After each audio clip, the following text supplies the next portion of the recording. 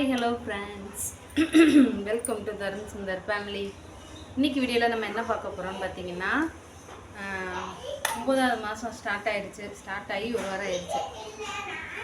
இவங்களை விட்டு ஒரு வீடியோ எடுக்க முடியுதா? பின்னாடி வந்துடுறாங்க. நான் என்ன செய்ய? அழுகுறானா? வந்துட்டாங்க பாருங்க பின்னாடி. ஒரு நிமிஷம் ஃப்ரீ.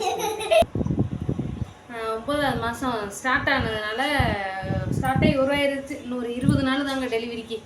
சட்டி போடலைப்பா, கீழே உட்காரு. அவனை காட்டவன் டவுசர் போடாமல் இது கொடுத்துருவாங்க, ஸ்ட்ரைக் கொடுத்துருவாங்க. உட்காருக்கல பார்த்தீங்களா? இதெல்லாம் இவங்களை வச்சு ஒரு வீடியோ எடுக்க முடியல ஃப்ரெண்ட்ஸ். அதனால் வாரம் செக்கப் போகிற மாதிரி இருக்குது.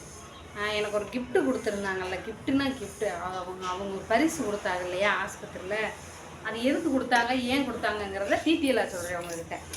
அதை நான் ஏன் இன்னொருத்தவங்களுக்கு கொடுத்தேன். அதை ஒரு கமெண்டில் ஒருத்தர் சொன்னார், உங்களுக்குன்னு கொடுத்த ஒரு பரிசை நீங்கள் அடுத்தவங்களுக்கு கொடுக்கக்கூடாது அப்படின்னு இருந்தார். அந்த பரிசை நான் ஏன் அதை அவங்களுக்கு கொடுத்தேன் அப்படிங்கிறது இந்த வீடியோவில் பார்க்க போகிறோம். வீடியோக்குள்ளே போகிறதுக்கு முன்னாடி நம்ம சேனலுக்கு இப்போ தான் புதுசாக வந்திருக்கீங்கன்னா சப்ஸ்கிரைப் பண்ணலைன்னா சப்ஸ்கிரைப் பண்ணிக்கோங்க. மறக்காமல் லைக் பண்ணிவிட்டு வீடியோவை கண்டினியூ பண்ணலாம். வாங்க வீடியோக்குள்ளே போகலாம். ஃபஸ்ட்டு அவங்க அந்த கிளாஸ் டெய்லி எடுப்பாங்க. அதாவது குழந்தைக்கு தாய்ப்பால் கொடுக்கறது அதுக்கான காரணம், கொடுக்கறதுனால என்ன பயன், தாய்க்கு என்ன பயன், குழந்தை எத்தனை மாதத்துக்கு தாய்ப்பால் மட்டும் கொடுக்கணும், இந்த மாதிரி நிறைய கேள்விகள் கேட்டாங்க. நான் அதுக்கு பதில் சொன்னேன். அதாவது கூட்டம் இருக்கிற இடத்துல கொஞ்சம் பேசுகிறதுக்கு சில பேர் தயங்குவாங்க. நம்ம ஒரு யூடியூபராக இருக்கிறதுனால கொஞ்சம் எனக்கு அந்த பேசுகிறதுக்கு பயம் இல்லை.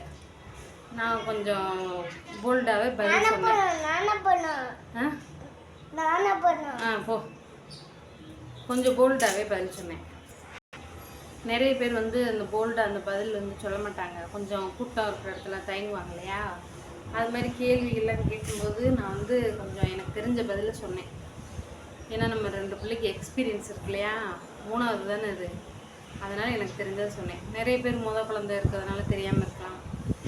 அதனால் அந்த மாதிரி பதில் சொல்லும்போது கிளாஸ் எடுத்தவங்க ஒரு சில்வர் கிண்ணம் கொடுத்தாங்க. அது இல்லாமல் ஒரு கைடு மாதிரி, ஒரு புக்கு மாதிரி கொடுத்தாங்க. குழந்தை பிறந்ததுலேருந்து வளர்க்குற வரைக்கும் அதுக்கு என்ன, எப்படி வளர்க்கலாம், என்ன செய்யணும் அப்படிங்கிற மாதிரி ஒரு சின்ன ஒரு கைடு கொடுத்தாங்க. அந்த புக்கை நான் வச்சுக்கிட்டேன். ஃபோட்டோ அவங்க டாக்டருக்கு, பெரிய டாக்டருக்கு அனுப்பணும் அப்படிங்கிறதுக்காக ஃபோட்டோ வீடியோ எல்லாமே எடுத்தாங்க. நான் தருணை உள்ளே கூப்பிட்டு போயிருந்தேன். என் ஃபோன்லேருந்து தான் அனுப்பிவிட்டாங்க. அவங்க ஃபோன் கொண்டுட்டு வரல போல். என் ஃபோன்லேருந்தே ஃபோட்டோ வீடியோ எல்லாமே எடுத்ததுனால நானும் சேவ் பண்ணி வச்சுக்கிட்டேன். நான் ஒரு 2 விஷயம் இருக்குது. கூட்டத்தில் தைரியமாக பேசுகிறது ஒன்று, தைரியமாக சரியான பதில் சொல்கிறது ஒன்று.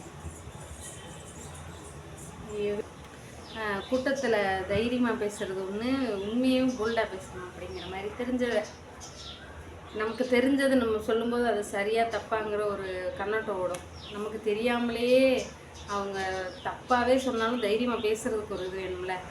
அதனால் எனக்கு அப்புறம் கொஞ்சம் தைரியமாக போல்டாக பேசுனது ஒரு பொண்ணு என் பக்கத்தில் உட்காந்துருந்துச்சு. அந்த பொண்ணுக்கு அந்த சில்வர் கிண்ணத்தை நான் கொடுத்துட்டேன்.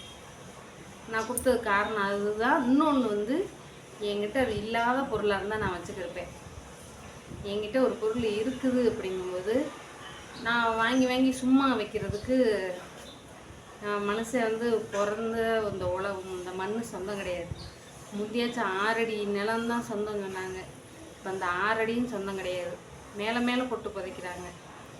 நெத்தியில் 1 ரூபா இருந்தாலும் வெட்டியாக எடுத்துக்கிடுவார். எதுவுமே கிடையாது. நம்ம பிறக்கும்போது எப்படி பிறக்கிறோமோ அதே மாதிரி தான் போகும்போதும் எதுவும் எடுத்துகிட்டு போகிறது கிடையாது. நம்ம ஒரு சின்ன பொருள், என்னைய யாருனே தெரியாமல் எனக்காக உதவி செய்கிற பல பேர் இருக்காங்க. நம்ம சென்னையில் தான் அக்கா, புன்னைய பையனும், அப்புறம் நம்ம டென்னுன்னு ஒரு ஐடியிலேருந்து கமெண்ட் பண்ணுவாங்க. அவங்க யாருன்னு பார்த்தீங்கன்னா, ஈரோடுலேருந்து சரோஜான்னு ஒரு அக்கா. அவங்க ஒரு வாட்டி நான் ஒரு வீடியோ போட்டதுக்கு என் வீட்டுக்காரோடைய நம்பர், ஜிபே நம்பர் டிஸ்கிரிப்ஷனில் கொடுத்துருந்தேன். சேலை விற்கிறதுக்காக. சேலை யாராவது வாங்கினா அதில் ஜிபே பண்ணி கொரியர் அனுப்புகிற மாதிரி அந்த நம்பர் கொடுத்துருந்தேன். அந்த நம்பரை ஒரு வாட்டி எடுத்து வச்சுருந்தாங்க. என் பிள்ளைங்க பிறந்த நாள், தருணா இருந்தாலும் சரி, சுந்தர் பிறந்தனாலும் சரி, தீபாவளிக்கு, பொங்கலுக்கு, நியூ இயருக்கு, இந்த மாதிரி என்ன ஒரு விசேஷம் வந்தாலுமே ஜிபே பண்ண ஆரம்பித்தாங்க. ஒரு அன்பளிப்பு மாதிரி 200 300 500 அந்த மாதிரி பண்ணிக்கிட்டே இருந்தாங்க. இப்போ அட்சய திருதிக்கு போன வாரம் பார்த்திங்கன்னா 500 ஜிபே பண்ணியிருந்திருக்காங்க. எங்கள் வீட்டுக்காரர் வந்து என்கிட்ட சொன்னார், யூடியூப்லேருந்து யாராவது எதாவது பண்ணாங்கன்னா என்கிட்ட வந்து சொல்லிடுவார். அந்த மாதிரி என்கிட்ட சொல்லும்போது அவங்களாம் நம்ம அவங்களுக்கு என்ன பண்ணியிருக்கோம், ஒன்றுமே பண்ணலை. அவங்க யாருன்னு நமக்கு தெரியாது. நம்மளை ஏதோ ஒரு விஷயம் நம்மக்கிட்ட பிடிச்சி போய் நமக்காக உதவி செய்கிறாங்க. திருப்பி நான் அவங்களுக்கு உதவி செய்ய முடியுமா? அவங்களுக்கு உதவி செய்கிற நிலமையில நான் இருக்கேனா? கிடையாது. இருந்தாலும் எதுவுமே எதிர்பார்க்காம ஒரு உதவி செய்கிறாங்கன்னா ஏதோ ஒன்று நம்மளை வந்து அவங்கக்கிட்ட பிடிச்சி போயிருக்குன்னு அர்த்தம். அதனால் எனக்கு அந்த பொண்ணு கூட்டத்தில் போல்டாக பேசினதுனாலையும் என்கிட்ட அந்த ஒரு பாத்திரம் வாங்கும்போது சில்வர் பாத்திரம், இப்போ நான் வந்து பட்டையிலே எங்கள் வீட்டுக்காரர் பழசில் வந்தாலும் அது நல்லா இருந்தால் கொஞ்சம் யூஸ் பண்ணுற மாதிரி இருந்தால் நான் கண்டிப்பாக எடுத்து வச்சுக்கிடுவேன். நான் உண்மையை தான் சொல்கிறேன், ப்ராங்காக சொல்கிறேன். இதில் வந்து அசிங்கப்படுறதுக்கு, வெக்கப்படுறதுக்கு, கேவலப்படுறதுக்கு எதுவுமே இல்லை. பழசில் ஏதாவது ஒரு பொருள் வருதா, நம்ம வீட்டுக்கு தேவைப்படுதா, நல்லா இருக்குதா, உடையாமல் அது வந்து ஒரு சுத்தமாக இருக்குதா அப்படிங்கிற பட்சத்தில் நான் எடுத்து வச்சுக்கிடுவேன், யூஸ் பண்ணவும் செய்வேன். அதே மாதிரி நம்மக்கிட்ட இருங்க அந்த ஒரு சில்வர் தட்டுங்கும்போது நம்மக்கிட்ட இருக்குது. அவங்கள பார்க்கும்போது என்னை விட அவங்க கஷ்டப்படுற மாதிரி இருந்துச்சு. அதனால மட்டும்தான் அந்த கிண்ணத்தை வந்து நான் அவங்கக்கிட்ட கொடுத்தேன். அப்புறம் வந்து இந்த மாதம் ஸ்கேன் எடுத்தேன். 9ஆம் மாதம் ஸ்கேன் எடுத்ததில் ஏற்கனவே குழந்தை குறுக்க இருக்குதுன்னு சொல்லியிருந்தேன்ல, போன மாதம் ஸ்கேன் எடுத்ததில். அதில் வந்து எனக்கு வந்து இப்போ குழந்தை ரொட்டேஷன் ஆயிடுச்சு. குழந்தை வந்து தலை திரும்பிடுச்சு அப்படின்ட்டாங்க. எனக்கு ரொம்ப சந்தோஷம். அந்த செப்பாலிக் பொசிஷன் வந்துருச்சு அப்படின்ட்டு. ஆனால் இன்னொரு வருத்தம் இருக்குது. ஆனால் அதுவும் எனக்கு ரிலீஸ் ஆயிருன்னு தெரியும். இருந்தாலும் உங்கள்கிட்ட சொல்லணுமேங்கிறதுக்காக சொல்கிறேன். 7ஆவது மாத ஸ்கேனில் 2 கொடி வந்து கழுத்தில் சுற்றி இருந்துச்சு. அதுக்கப்புறம் பார்த்திங்கன்னா அந்த கொடி சுற்றுனதுக்காக 15 நாள் கழித்து மறுபடியும் ஸ்கேன் எடுக்க சொன்னாங்க. அதில் வந்து 2 கொடியை வந்து வெளியில் ரிலீஸ் ஆயிடுச்சு. இப்போ 9ஆம் மாத ஸ்கேனில் மறுபடியும் 1 கொடி சுற்றி இருக்குது. இது வந்து டாக்டருக்கு வந்து இது வந்து ஒரு பெரிய விஷயமே கிடையாது. ஏன்னா அவங்களுக்கு எல்லாமே தெரியும்.